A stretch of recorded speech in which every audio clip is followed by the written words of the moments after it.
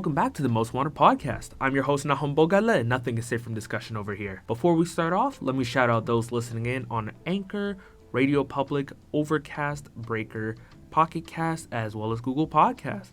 Also want to give a big shout out to those listening in through Spotify as well. If you're listening in from Apple Podcasts, make sure to give it a 5-star rating and review as well. If you're listening in on YouTube via the Brower Hive channel, make sure to like and comment on the video and subscribe to the channel while you're at it. I also started streaming on Twitch at Bogale Nahum, which is my last name, first name, where you can catch me either playing games or live reacting to YouTube videos or even music as well. You can stay up to date with the podcast on Instagram at Most Wanted Podcast, or as well as on Twitter at Most Wanted Pod. So, how are we all doing, guys? I ain't even gonna lie, my hair looking kind of fucked right now. Oh my goodness, I gotta get a cut quick. I ain't gonna lie. Yo, my hairline is leaving me. Like, you see the left side here? You see this? This left side is leaving me. I'm actually depressed. It's over for me. I'm cooked. But, hey, at least I'm getting the haircut tomorrow, though. So, you know what I'm saying? Today's Wednesday. So, tomorrow, Thursday, I'm getting the cut, and then I'm watching No Way Home. Thursday, ooh-wee! Best believe there's going to be an episode of the podcast dedicated to Spider-Man No Way Home. Oh my goodness. I hope all y'all realize, I'm pulling up in a full suit, like a full suit for the occasion. There's no way you are not going to catch me at the theater without my suit on, because I am ready to watch this generational beating that Peter Parker / Tom Holland is about to get from the Sinister Six and my GOAT Willem Dafoe. Come on, don't play with these niggas, bro. Come on. Anyways, this episode, I want to talk about something that's really near and dear to me. It's a manga, actually, called Vagabond. I don't know if most of y'all have read it or not, but for me personally, it's my favorite manga of all time, like, point period. Like, I always talk about One Piece being one of my favorites, but it's in my top 5. If I'm talking about if we're talking just about animes, then One Piece is my favorite. But if we're saying just mangas in general, I think One Piece would be about third. Shit, I might as well give my top 5 now. So I got Vagabond, which we'll be talking about this episode. Second would be Kingdom. Ooh. We gonna talk about Kingdom. Kingdom is some gas. Oh my, we're gonna talk about Kingdom. And then third would be One Piece. I believe 4 would be Berserk, and then 5 would probably be Vinland Saga. Probably. It's been a while since I've thought about this, so I think I might have been forgetting a couple of them, but I think that would be my top 5 in terms of manga all time. And I still got a bunch on my reading list too. So the list could change, but for right now, that's what it is. And so this episode, I want to talk about Vagabond and how I feel about it. And, you know, it's just peak fiction, in my opinion. Oh, my goodness. So let's start off with the plot. So basically, it revolves around, based off of a true story of, it's based loosely around the life of Miyamoto Musashi, who was known as one of the greatest Japanese samurai who have ever lived. He was known as quite the... what's the word for it? Like not a revolutionary figure, but like he was around like the last known period of samurais before Japan slowly got out of their isolationism. At the time, I believe, I don't know the time period. I don't think it was the Edo period. I think it was, man, I haven't read it in a while. I think it was the Sengoku period that they mentioned, something along those lines. I can't remember. I have to reread it. It's so good. I was planning on rereading it for this episode, but I was like, I'll just talk about what I feel like. You guys know me by this point. Even then, it's based loosely around his life, of course, because not everything in a manga is going to follow, like, beat by beat what happened in real life. So it follows his life. I believe his name was... what was his name before? I think it was Takezo. Takezo was his name beforehand. And he was a menace. I ain't gonna cap. He was a menace to society. He was. He had a best friend. I think his name was Takemichi or something like that. I have to read this, man. It's been so long. He had a best friend, and there was a girl he was crushing on in his village. But everyone in his village hated him because he was a fucking menace to society. And basically, the whole plot is that once he leaves, he starts trying to understand who he really is as a person and trying to change who he is as a person. Obviously, with the help of other people, but with the help of, you know, the art of the sword. I believe that's Kendo or Kenjutsu.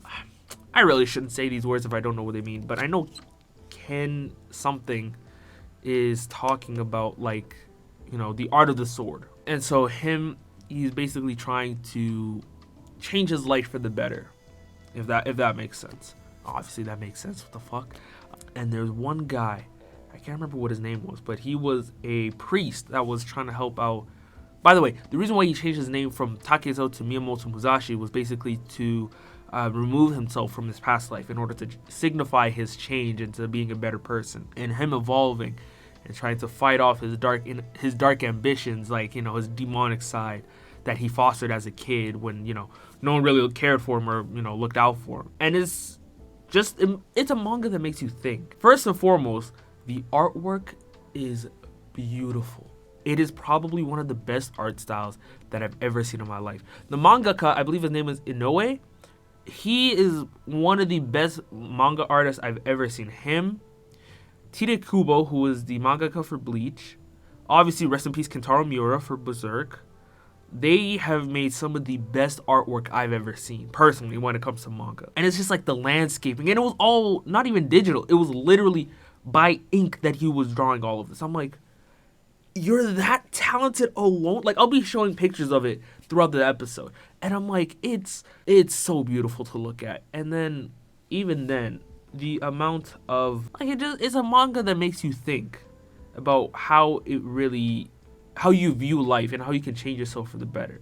Me personally, I've always been the type of person that I've listened to motivational shit before. Like, obviously, like, school has, those pep rallies where they bring in a motivational speaker, or, you always get those speeches type of things from, like, other people about trying to be motivated. And, like, you listen to it and it just kind of, like, goes through one ear and then out through the other. Like, you listen to it, but, like, it just doesn't, like, hit you in your core. But Vagabond was one of the few things that genuinely hit me in my core and just made me contemplate life in general. Like, made me look up and just see, what is my purpose here? Like, I remember there was one speech that Miyamoto Musashi had. Not a speech, but a monologue, I believe. And I'm paraphrasing, so I don't know if this is the exact wording. But he was saying, my place in this world is as insignificant as a fly. Because he was looking up at the stars at the time. It was nighttime. He was looking up, it's like, my place in this world is insignificant. But yet, my potential can reach as far as the stars are in the world. And he just thought about it, and it made me think. And you're like, even though we as people are just, if you guys don't know, I'm in the university building right now, like, recording as we speak, and that sound was literally from a speaker here. Pisses me off because I don't know why. There's nothing that should be interfering with your signal. What the fuck is wrong with you, bitch ass nigga? Anyways, but yeah, it's pretty much showing, like, even though we as people are insignificant when it comes to the history of this planet, us as humanity have the potential to do so much great things in life. Obviously, we as humans are fucked up. You see war, strife, poverty, like the worst of inhumanity all the time. And it really shows, like, and the news doesn't help either, because it's just non-stop negativity with rare peaks into, the good that humanity actually has to offer. And Vagabond, while it does show you, like, some of the lowest things, like, shows you some real low points for the main character, Musashi Miyamoto, as well as, his friends that they encounter. But even then, it's just, it tries to show you that even with all this dark, there's still light ahead of you.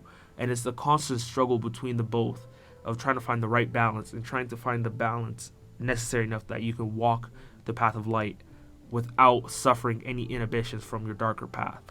And it's really similar to Berserk in that aspect, because Berserk also is following that same ideology of, I mean, then again, most of the greatest seinens of all time kind of have something to, or definitely influenced by Berserk, because Berserk was one of the OGs. I think it came out in the 80s, maybe mid to late 80s, early 90s, if I'm not mistaken. Or maybe it might be late 90s for all I know.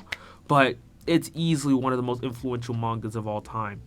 And you can definitely see that has played a role in Vagabond, and it's just like the storytelling, the main character's progression. And you cannot talk about Miyamoto Musashi without bringing up Kyoshiro. What the fuck was his name? Senjiro Kyoshiro? 1 second. All right, I found it. That took much longer than it needed to.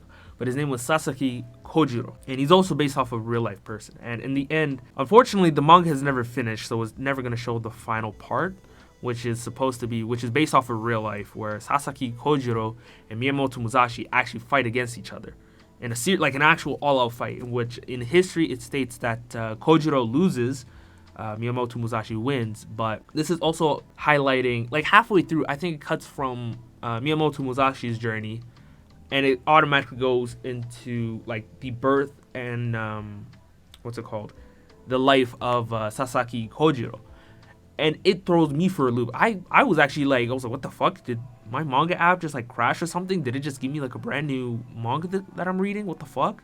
But no, actually, this is technically the second main character, as he is just as important to the story as it is Miyamoto Musashi, because they're two sides of the same coin. Where, Miyamoto Musashi was initially very like impulsive and very hot-headed. Now he's a lot more calm, more rational. He's more calm, like more more at his inner peace, I would say. Whereas Kojiro, who was actually born deaf, really hasn't let that disability stop him, because he's one of the coldest niggas there. Holy shit. Oh my lord, this nigga is crazy with that blade. He is very impulsive, very reckless, very childlike, I would say, but not recently, because the last manga chapter came out 2015, and my nigga, I'm recording this in 2021, still no new chapter. I'm in pain, I need more.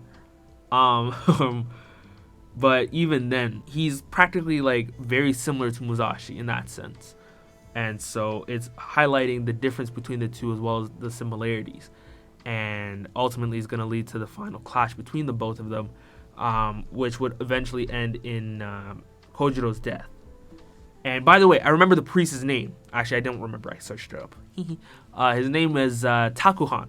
Takuhan is probably my favorite character, because he gives such valuable insight. Like, you don't know his past all that much, but he's a very wise and experienced priest. Or not priest, but a monk, sorry. It's a monk. Very wise and experienced monk. And he kind of catches Miyamoto Musashi at some of his lowest moments. And he's the one that kind of slowly leads him into the right path. And it's all very subtle change. It's not like one day Miyamoto is all like grumpy and like, oh yeah, fuck everyone, fuck the world. The next day he's, oh yeah, I'm all happy, I'm all calm. No. Miyamoto Musashi has to go through a lot, and I mean so much suffering, in order to change who he is, in order to finally move past from his past, not warmongering, but very much so, abrasive self, into now his new him. And it's a beautiful journey to watch or read.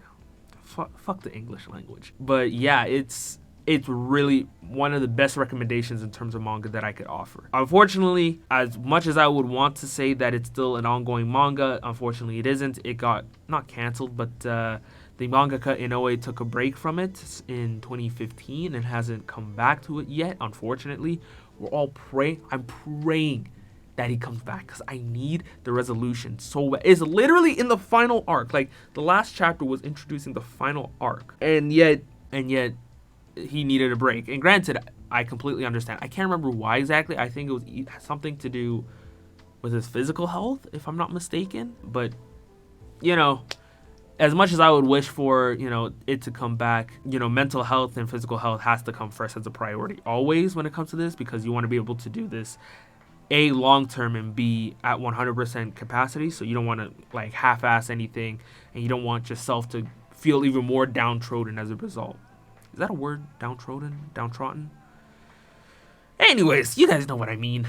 So yeah, I would definitely recommend that without a shadow of a doubt. My favorite manga of all time. But I can't cap. Kingdom is coming up there as my favorite. Kingdom? Oh, when I talk about Kingdom, you will hear me push some crazy agendas.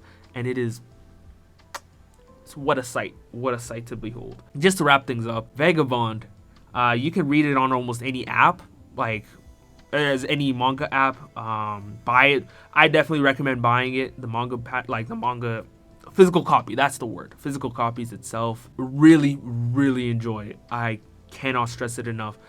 If it made me think, and keep in mind, I have negative brain cells. If it can make me personally think about my life direction and what I want to do in my life and change myself for the better, trust me, it's worth the read. But with all that being said, thank y'all for making it to the end of the episode. If you want to show love to the podcast, follow me on both Instagram at Most Wanted Podcast, as well as Twitter at Most Wanted Pod to stay up to date on guest features, upload days, and more. Once again, I want to shout out those listening in on Google Podcast, Breaker, Overcast, Radio Public, Pocket Cast, and Anchor. If you're listening in on Apple Podcasts, make sure to give a 5-star rating and review as well. You can also listen to the podcast on Spotify, as well as on YouTube via the Broad Hype channel, where you can not only find my podcast, but plenty of other top-notch material.